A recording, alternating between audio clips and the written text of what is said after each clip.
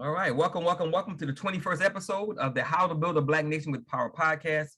This podcast is about understanding and bringing together the many pieces of our empowerment and freedom puzzle under one unified umbrella as much as possible to ensure we don't become a permanent underclass in the country that was built on the backs of our people. Taking into consideration what our people have done and what so many are currently doing, our empowerment and freedom march is most certainly not starting at square one. My name is Tamani Mwandani, and I'm the founder of the Black Gold Nation. I am a direct product of the Shrines of the Black Madonna's efforts since 1953 to liberate and save Black people. The Black Gold Nation is headquartered in Houston, Texas, which is where I am right now. The podcast is titled How to Build a Black Nation with Power because we, the Black Gold Nation, we're trying to get our people to understand that this is possible if we have certain things in place. Those three things are a strong foundation. We have that because we're based on a church, a revolutionary church that was started in 1953 out of Detroit, Michigan. We got to have a spiritual connection with a higher power and one another. And we absolutely must have the right leadership. People who know what they're doing in the critically important areas of community life and nation building, and people who have an undying love and commitment to Black people.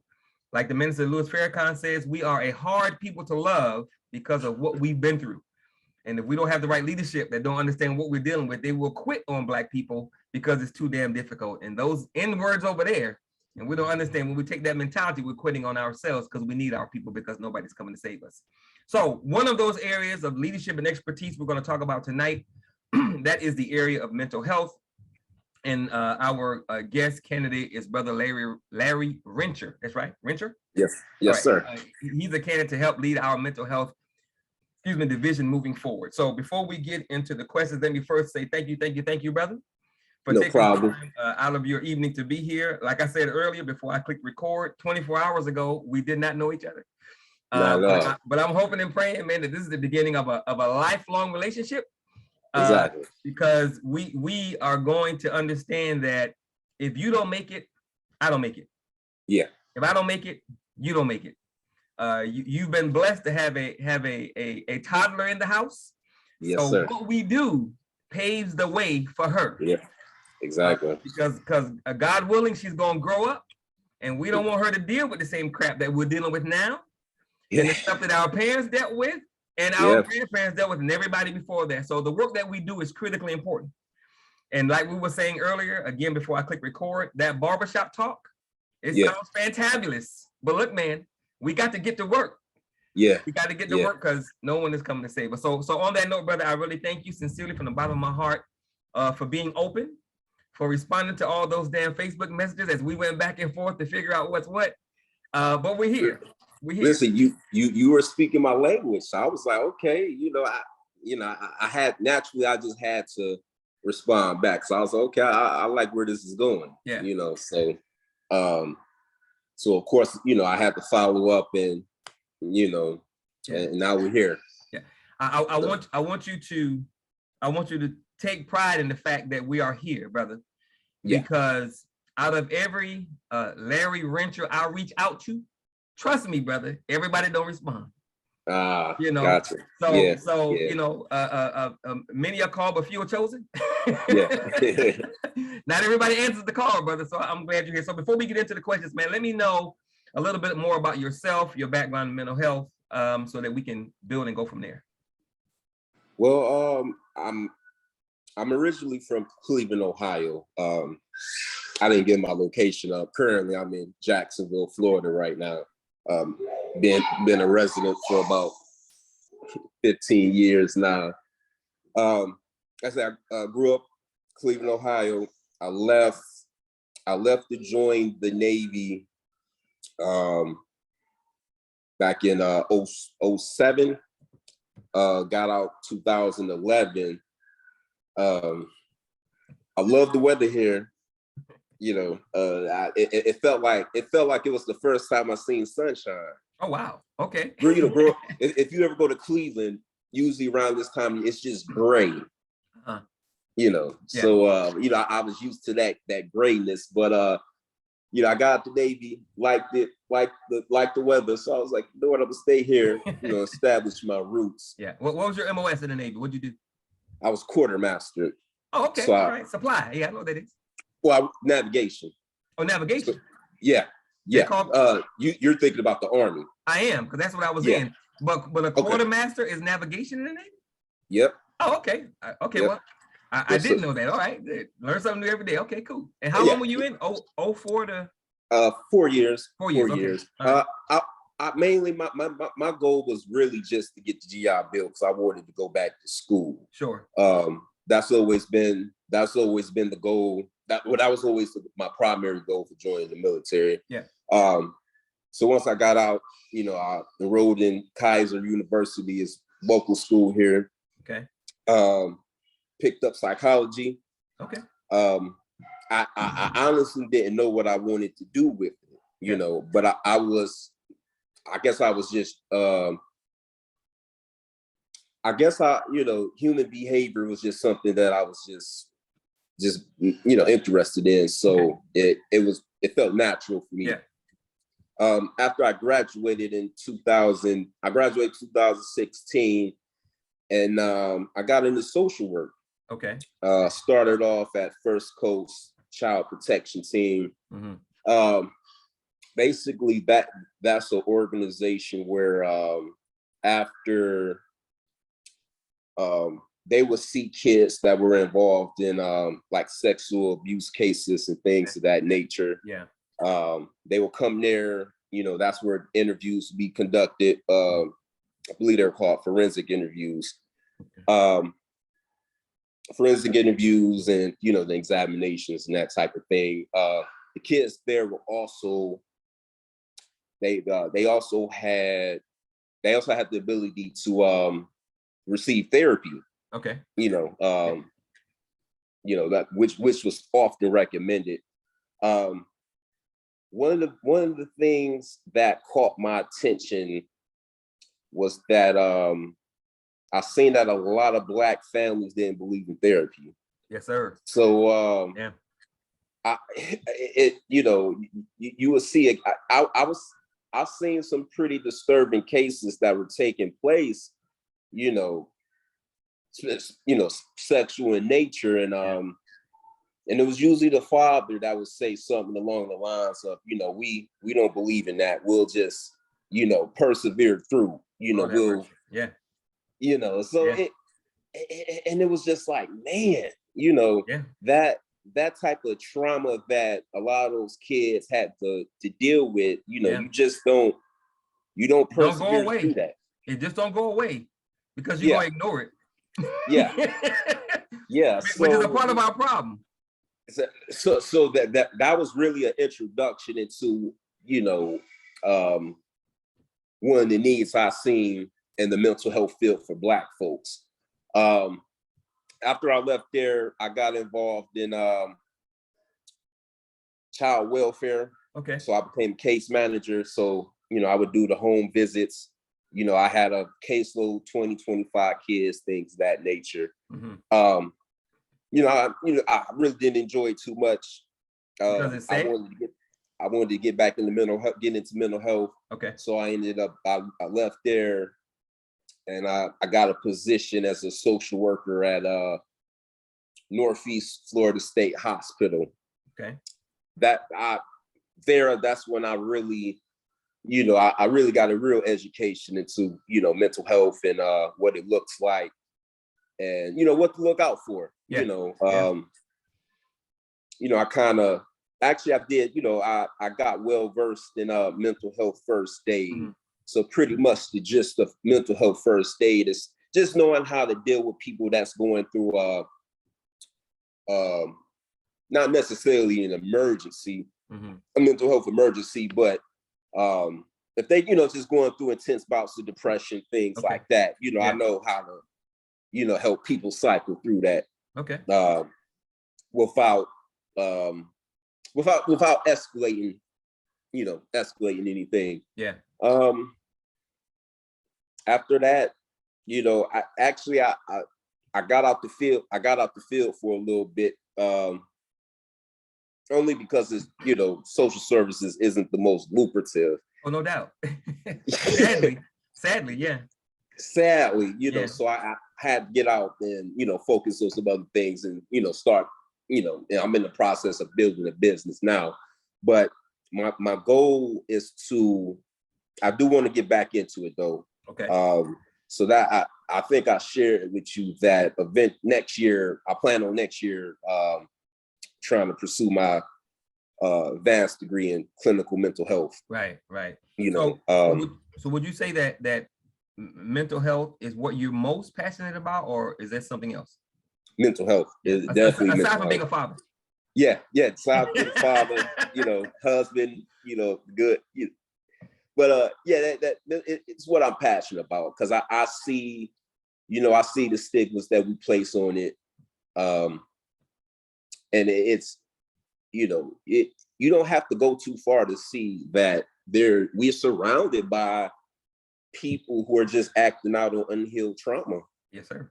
Anytime I see the news, and especially here, they sensationalize any situation involving, young Black males killing each other. That's right. So that, you always see stories like that in the newspaper and cycling through your news feeds.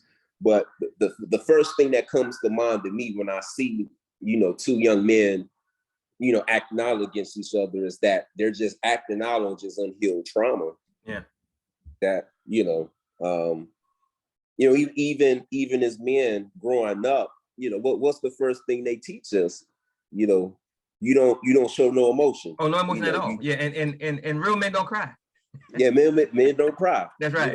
We don't talk about that stuff. That's right. Yeah. So of course, as as a child, you're gonna take that mentality with you through your teenage years, and through your adult years, and you don't want to be on your deathbed talk about like, man, I should have did something different. Yeah, I should have cried a little bit. And what's even worse is that we're going to tell the next generation the same a load of BS and crap, because that's all we know. That's all we know. Because for whatever reason, I'm sure it comes from slavery moving forward. Being a Black man, you're not supposed to do certain things. Yeah. At least that's what they tell us. You're not supposed to behave a certain way. You're not supposed to show emotion, blah, blah, blah. And of course, all of that is a problem. So my next question for you, brother, is what has happened with you in your life that led you to the point that you're open to being a part of this mental health election thing? What has happened with Brother Larry that has you open enough to say, I want to help with that election in the mental health department? When I finally decided to go to therapy for myself, everything changed for me. Okay.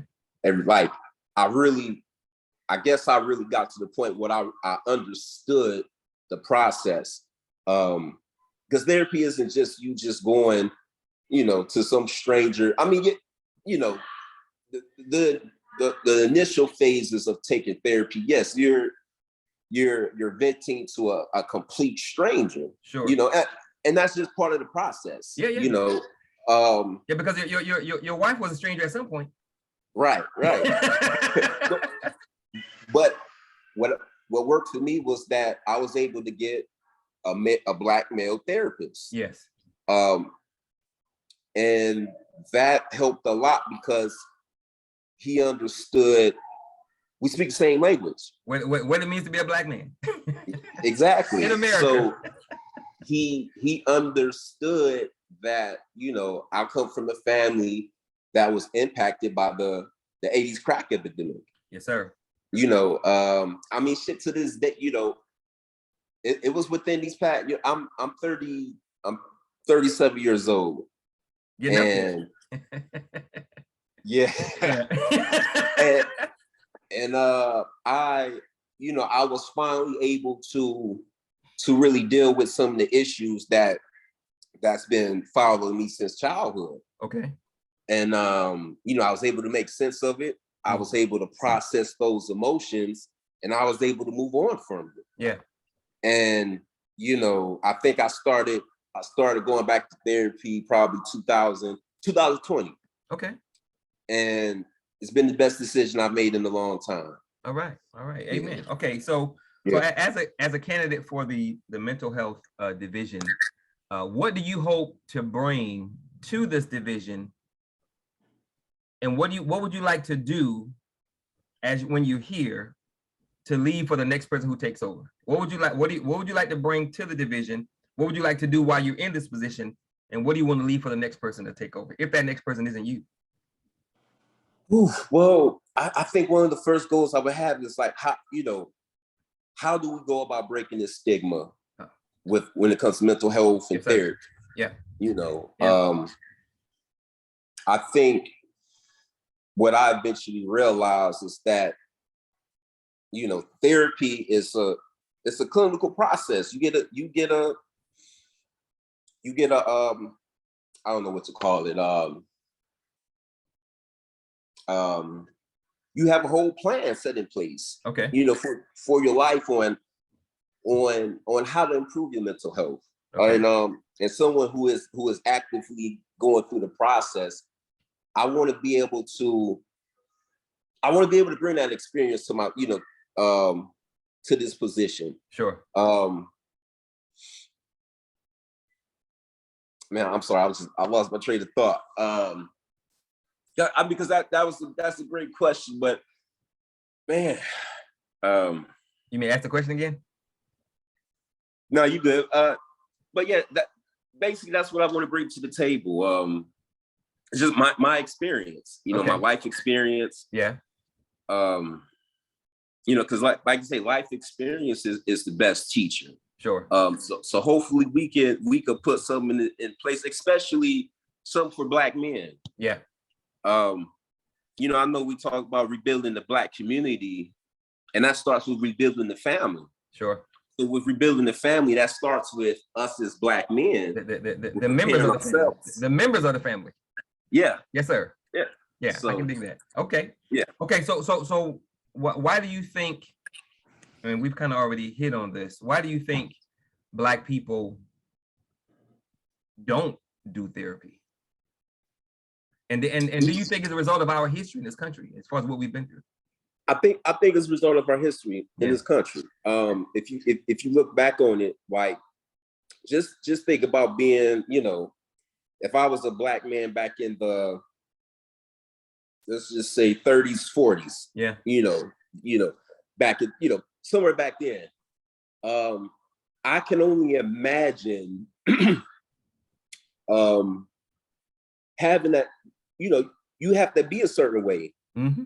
You couldn't, I know, probably going out in public, you couldn't do certain things. Right. You got to swallow a lot of pride, man. You have to swallow a lot of pride. If you want to live. So, you those were life and death decisions. And I'm sure back then you ain't have time to cry about it. Right. Yeah. So I think that type of mentality was just passed on from one generation to the next. Doubt. You don't cry about this. You tough it out. Right. You gotta push through. You gotta push through. You gotta persevere right. through. Yeah. So so I see how that that type of parenting mentality get passed on to your kids pass it on to their kids, and so on and so on. Yeah. So we come from generations of families that you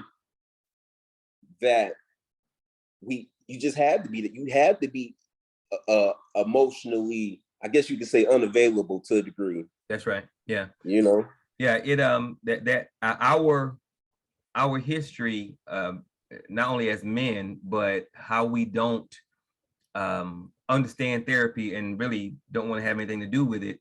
It really connects with what you said, brother, as far as you don't have time to cry. Yeah. And that reminds me of a statement that Brother Malcolm made. He said, Black people aren't stupid. We're just too busy trying to survive to think about anything else. So, we're trying to get through and hang on. Yeah. I don't have time. That's for white people, people with money. I don't have time for all that. Not understanding, if you made time for that, it will make getting through that much easier. Yeah. And because I like I said, I learned that myself. I learned that, it's all about, am I getting enough sleep at night? Mm-hmm. Am I setting enough boundaries with the people around me? Am I eating the right foods? Okay. Yeah. Just stuff like that. You really have to think about all that, when it comes to your mental health. Yeah. Are you getting enough time for yourself? Yeah. You know what I mean? That you really I really had to sit down and ask myself, like, damn, man, am I really neglecting myself? Like, I'm really neglecting my needs. And you know that sounds to me, brother, like balance, right? Yeah. You gotta have balance. And if you don't know what balance look like, then you're gonna be out here wilding out, doing a bunch of crap, and you don't know, and not only do you not know why you're doing it because it's been inbred in you to do because of how you were raised, but you don't know how to change it. Right. You don't even know what change looks like. Right. And for me, it was important for me to be, as a parent, I feel like I have to be the model of example. Yes, sir. I don't want my son or my daughter looking at me as the angry dad. You know what I mean? Yeah. I don't want them to feel like, oh man, I can't go talk to dad because he always upset. That's right. Yeah. He always angry. You know what I mean? I might make it worse. Exactly. Yeah. So I haven't sent you. Have I sent you the link to our the first part of our introduction presentation? I haven't sent it to you yet, have I? I think was it like, I think it was I watched the video that was like 36 minutes. Yeah, that's it. Legal Extraordinary Minds. So in that presentation, there's a slide that comes up with a bunch of bullet points on it, talking about everything that we've been through in this country. Yes. Yeah. If you were to add up all that stuff from slavery to Jim Crow to the crack epidemic to slavery by another name, indentured servitude. If you add up all that stuff, it will be over 3,000 years. Wow. Literally 3,000 years of stuff that we've been through. My next question for you, brother, is that since we agree that our history in this country has played a role and is playing a role in our mental health and trauma, given that we've been through so much, how do you propose we start changing some of that? Because you said you would like to help us learn about therapy and why it's important. How do we make that first step as it relates to our history and what we've been through since we're dealing with so much? How would you do that? Oh, well, that's a good question.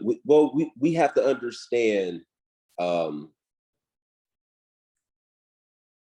we got to take a deeper dive into mental health. And for example, depression.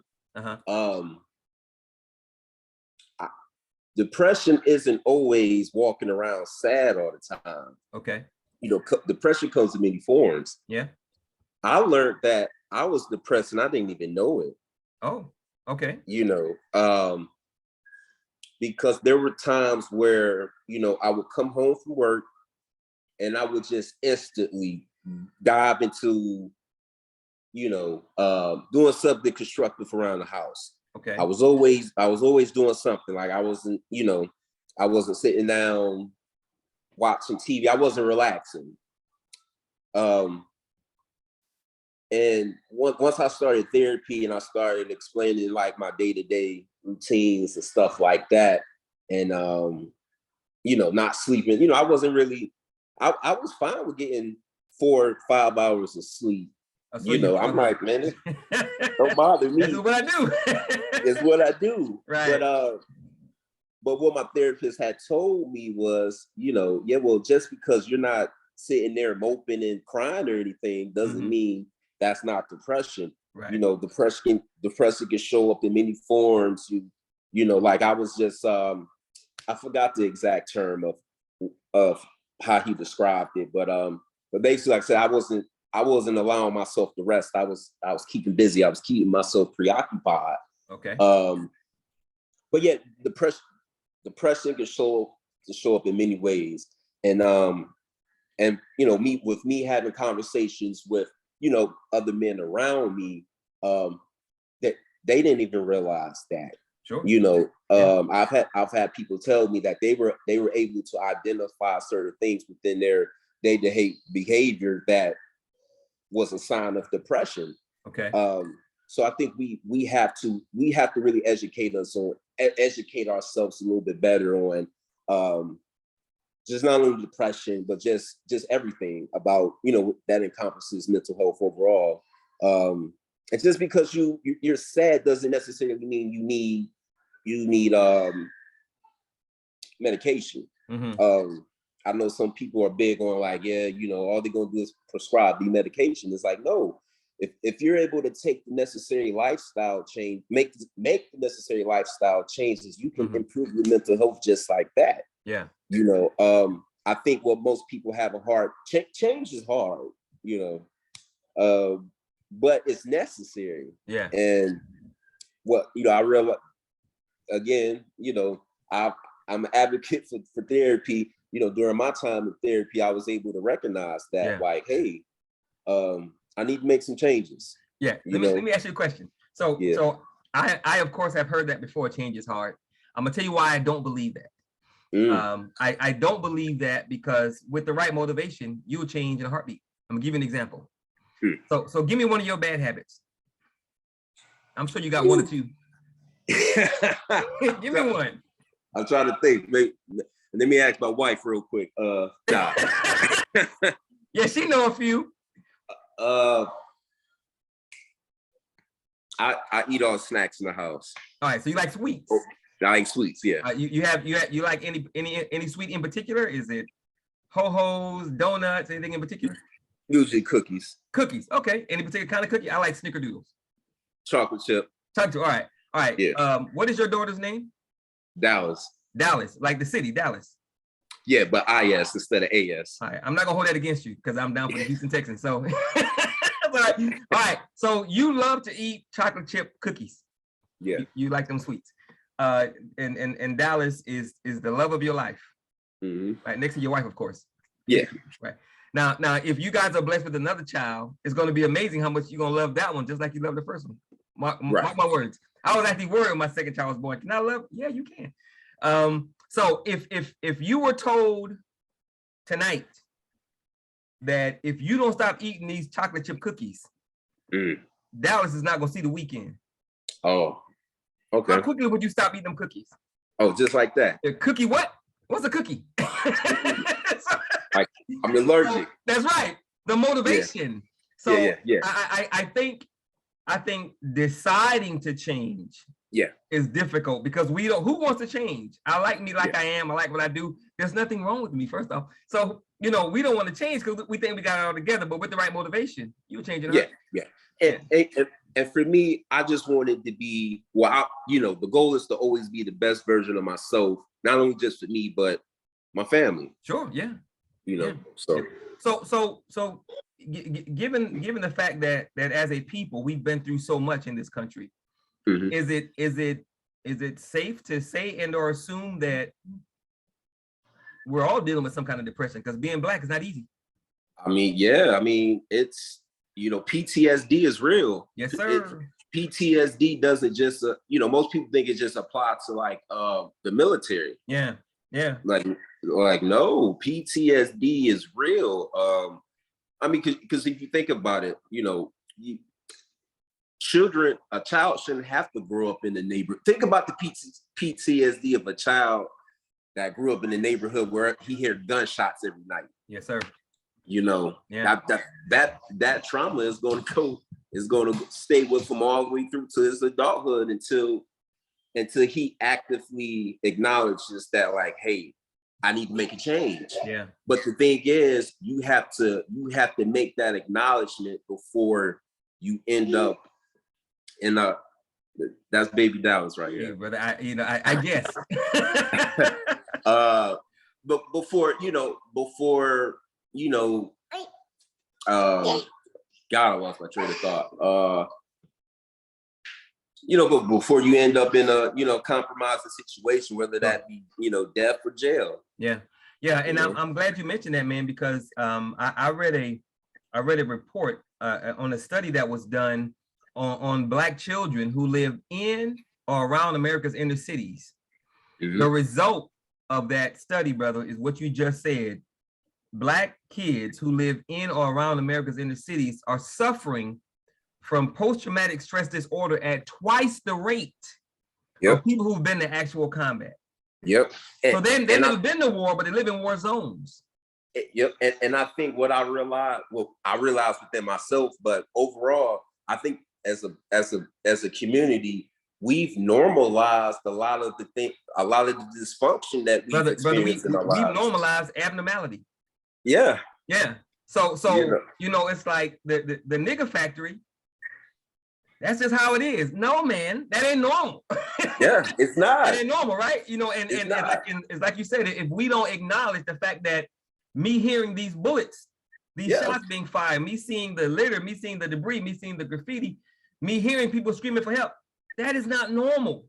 That's not. Right? It's not. But if that's all you know, watching your friends get killed and shot in front of you, watching just that is not that is beyond not no, you know what I mean? Right. You talk about Stranger Things, this is the black, there's nothing, more stranger than the black experience. That's right. That's right. And what's unfortunate, brother, is that the black experience is still happening. Yeah. You know, so I like to say when I talk about that slide, I was with all the bullet points on it. This is a realistic look at what has happened and what is happening. Yeah. And of course that compounds the trauma. And I beat on the table all the time, like about the fact that all the crime that that we see currently today and all the gangs and stuff, that's nothing but a product of everything that of the 80s crack epidemic. Well, of course, but see, we don't. America, and I don't say we. America doesn't want to acknowledge the fact that she created the environment for this trauma to be what it is. Now, I believe in what Jesse Jackson said. You may not be responsible for getting knocked down, but you sure as hell responsible for getting back up. Right.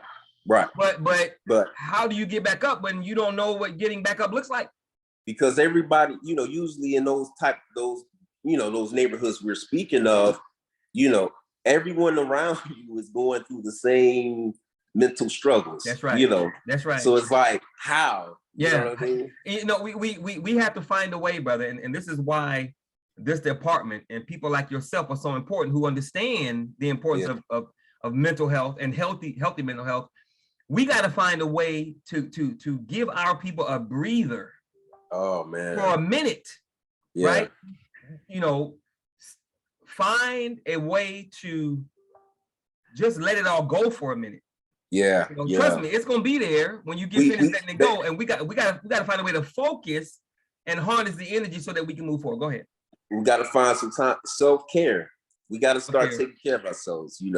A lot of our community, we caught up in the grind culture. Yes, sir. Yeah, we're in the matrix, don't even know it. Grinding ourselves to death. Right. All right. I gotta get through these questions, man. Go ahead. Last comment. Go ahead. That was it. But we just grind ourselves to death, man. And and again, we don't realize that we're grinding ourselves down to death. And again, if we don't find a way to inject some change, of course, change is not coming from anybody but us. So next question. Right. It will do Black Gold Nation no good to work to prepare our adults for empowerment and freedom and not simultaneously be working on the same thing for our youth. So how will you, Brother Larry, how will you bring the youth along in your area, mental health, of expertise, to take the place of the adults when the time is right? Emotional. We got to start teaching our kids emotional intelligence. Okay, tell us what that is. Basically, we got to teach our kids how to identify when certain things trigger a certain emotion. Okay. And how to, and teach them how to well, my daughter's not old enough to talk, but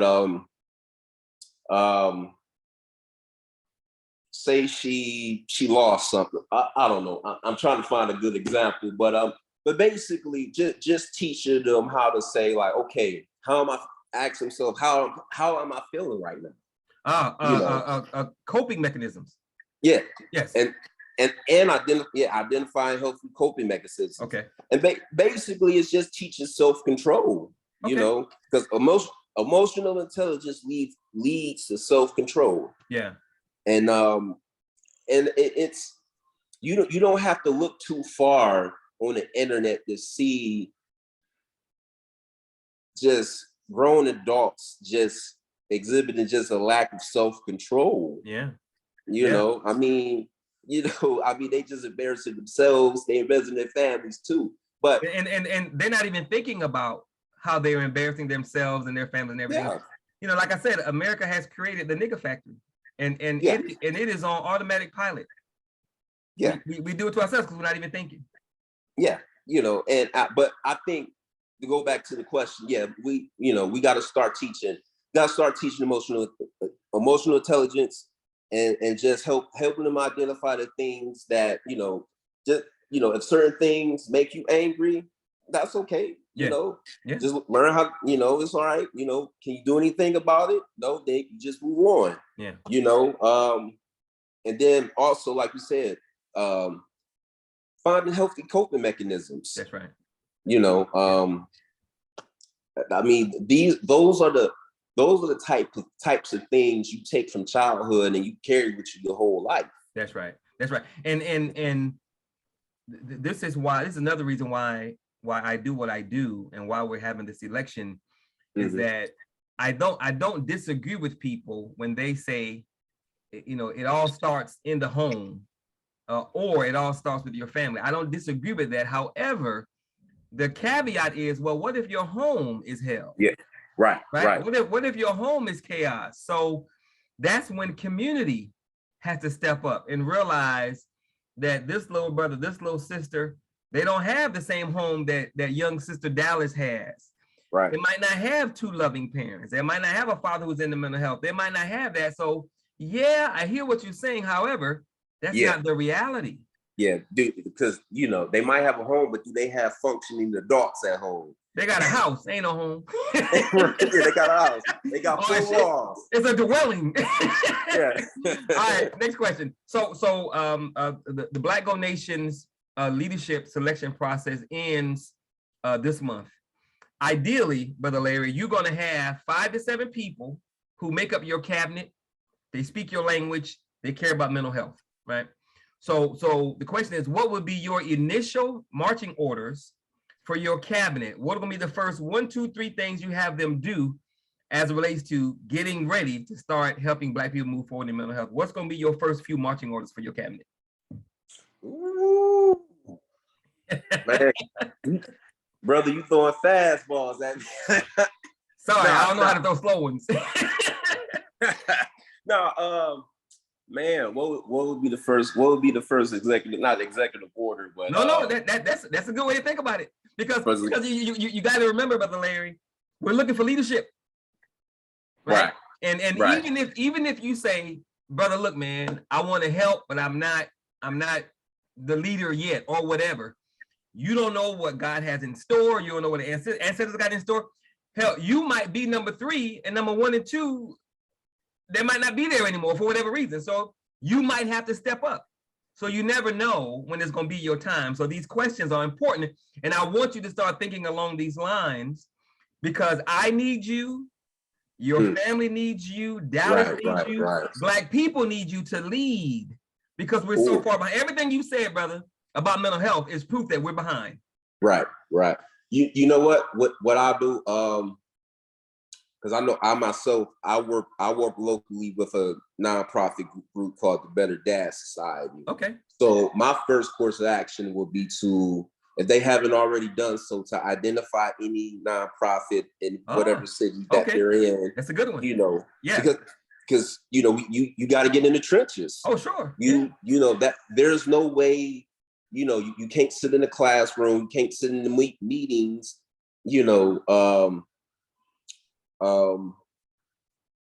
Just talking, planning. You gotta get out there. So I would have them identify any nonprofit in the city that work locally, with the young Black youth. Okay. From there, that's when we can start initiating various mental health activities for like you said, the kids, as far as maybe put together some workshops on coping mechanisms. Yeah. Yeah. Um, Yeah. I'm smiling, brother, because I interviewed another brother who said the exact same thing. When I asked him that question, he said workshops. So he said the exact same thing. Because you know what, you gotta be, you know, you gotta be creative, you know, because you won't be able to teach, but you know, you gotta entertain too the kid, you know. Yeah. So you know, you definitely got to be interactive with them about it, but at the same time, you do want to help them understand why is it important to learn this. Yeah. You know. Okay. So I think that'll probably be my first executive order at that point. You know, let's identify the group or the groups in your city that work with the kids. I like that. I like that. And that answer, it could be the answer to the next question, but I'm gonna ask it anyway because it's on my list. All right. So going into 2023, your cabinet is going to have 15 to 20 teams of Black people nationwide.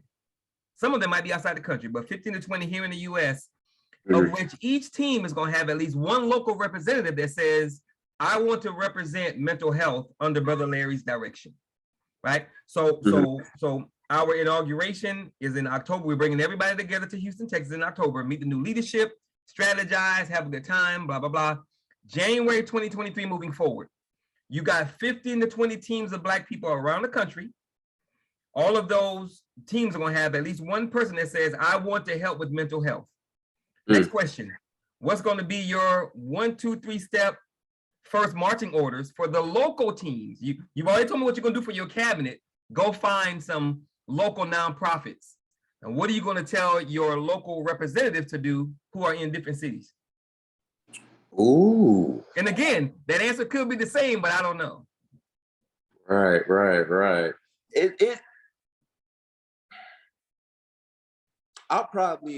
It'll probably be along the lines of the same marching orders. Yeah, because that's a good answer, actually. Yeah. I can't think of anything different that I would do. I mean, outside of probably adding different, you know, emotional intelligence, coping mechanisms. What else will we do? I guess making sure there's available mentorship too. Okay. You know, just because, you know, like I said, that's probably be the closest thing they'll be able to get to a therapist. Yeah. You know, and a good mentor can be a therapist. Right. Most certainly. Yeah, most certainly. So outside of the, like I said, emotional intelligence, the coping mechanisms, I'll probably, you know, I would ensure that there's some mentorship, membership availabilities there as well. Cool. Good answer, brother. Good answer. All right. So I think we only have 3 more. So you're doing pretty good, brother. You're doing good. Next question. This is an easy one. This one is easy. The next one might be a little harder. So why should someone vote for Brother Larry? Oh man, why should they vote for me? Man, I'm just sitting here reflecting, like I said, just on my life in general. You know, like I said, I am someone who had to pull themselves up from, you know, struggling with, you know, certain things with my own mental health. Okay. I've stood tall in the face of adversity, challenges, and difficulties. You know, I've been, I don't like to call it the trenches, but, you know, I've been out here in the community. Yeah. You know, I've seen the issues that our children and our adults are dealing with. Mm-hmm. You know, my family has been impacted by, you know, the crack cocaine epidemic. Yeah. You know, it's so, you know, I speak from experience. And I know how to lead. Okay. I know how to lead. You All know, right. I'm one of them people that, you know, I'm not just gonna talk about it. I do this as well. Okay. You know what I mean? Right. Like that old saying, you practice what you preach. Sure. You know,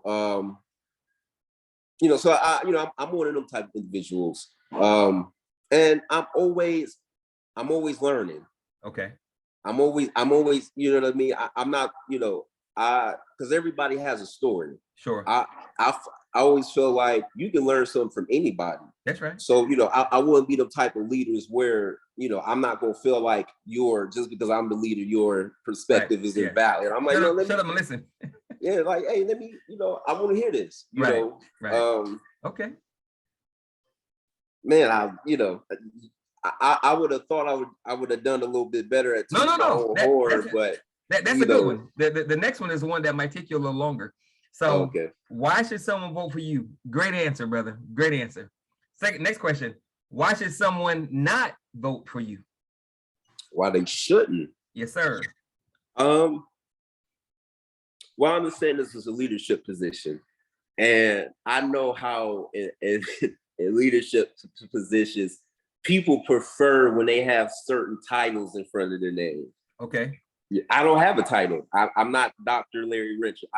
I will be one day, but amen. I don't have, I don't have that doctor, or I don't have my master's with it, okay.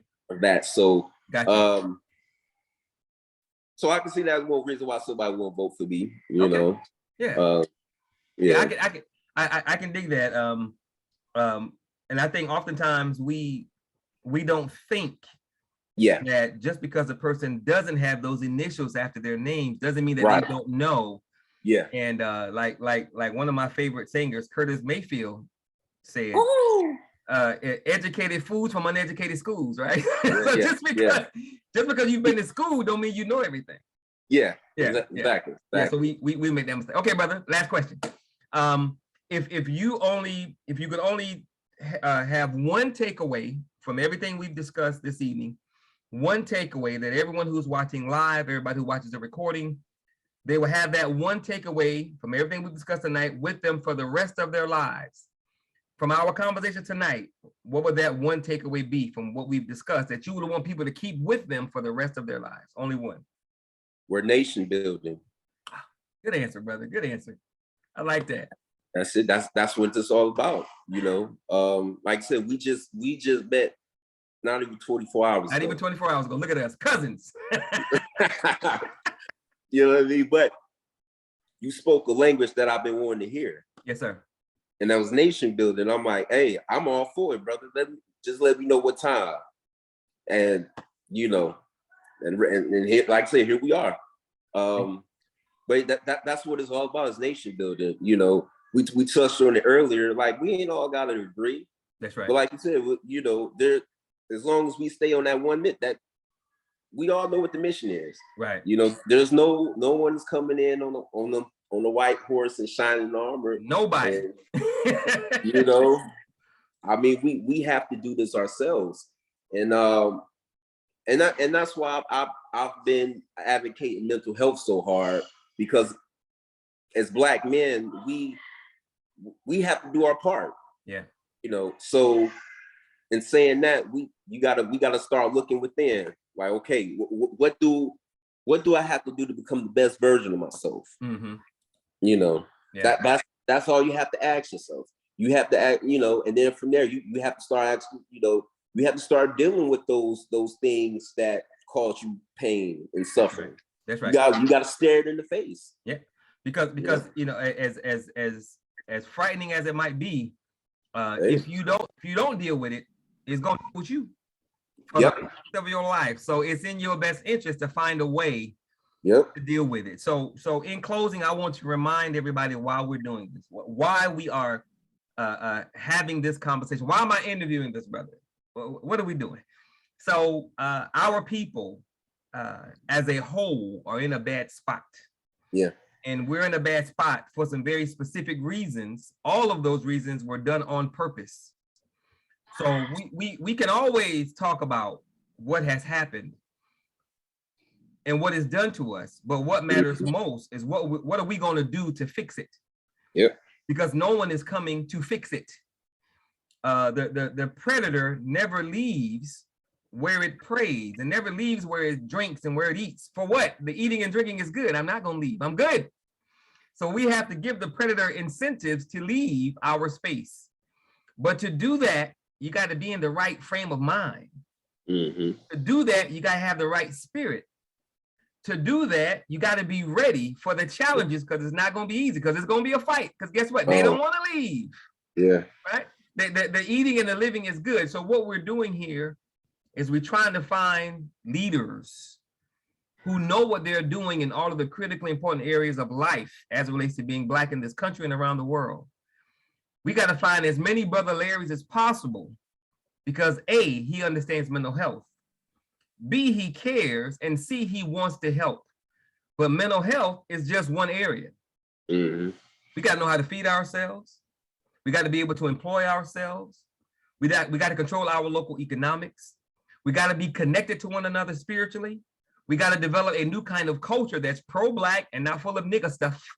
Yep. We got to be connected to other African nations.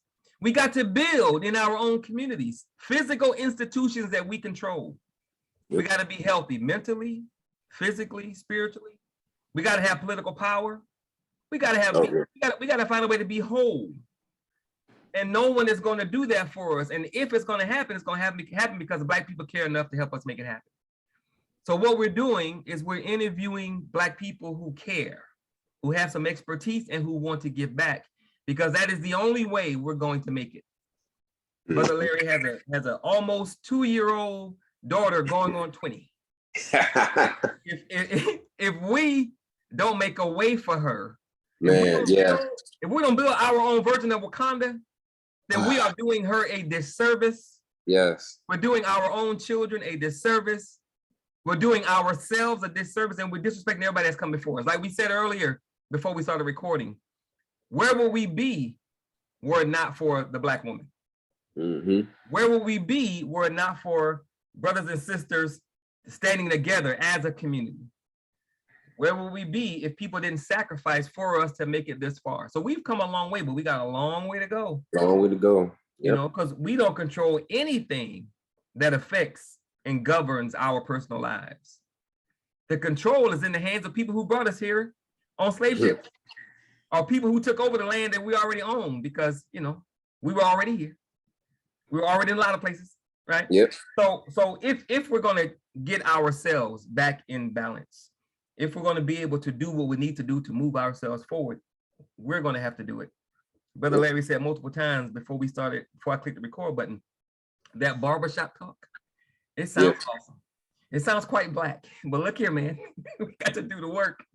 Listen, y'all can't be in the barbershop every Saturday arguing about who to go between Michael Jordan and LeBron James, man. Come on, brother. You know, yeah. And it's sad, man. It's comical how much time we waste on talking about stuff that don't matter. Yes. You know, at the end of the day, is that gonna move us forward? Is Not that at gonna all. feed my kids? Am I gonna be able to protect myself? You know. Yeah. So anyway, brother, I want to thank you, man. Like I said earlier, from the bottom of my heart, man. Thank you for responding to the post. Thank you for the constant communication back and forth. Thank you for being open, man, because no problem. I believe, brother, that again, if you don't make it, I don't make it. Yeah. If I don't make it, you don't make it. Right. And if we don't work together to build something for Dallas, she gonna grow up, regardless of what we do. And if we don't want her to have a life of hell, then we got to do something, man.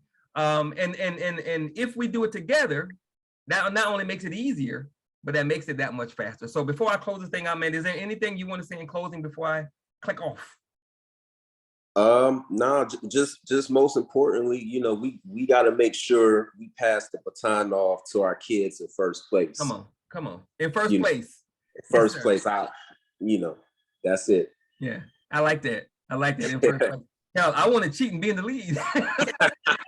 Hey, I want a few paces above, man. So yeah, a few paces ahead. Cool. Okay, brother. On that note, I like to end all of my presentations and meetings and interviews with two statements. One, always remember that no one can do everything, but if everyone does something, everything will get done. And lastly, always remember that nothing is more sacred than the empowerment, the freedom, the liberation, and the salvation of Black people. Because if Black people don't make it, guess what? You're not gonna make it. I'm not gonna make it. Our kids aren't gonna make it, and our families aren't gonna make it. Why? Because they're connected to the Black group. Yep. But if we put the group first, if we build a nation first that has power, it'll protect everything, and help us to be a people again. So on that note, Brother Larry, again, thank you very much, man. God bless. I appreciate it. I will most certainly be in touch. I'll let you know when it's on the website so you can go and say, damn, I answered that question crazy. So, all right, but I got to get ready for the next interview, which is at 8 o'clock, man. I appreciate it. God bless. I'll talk to you soon, man. All right. Appreciate it. Thank you. Thank you.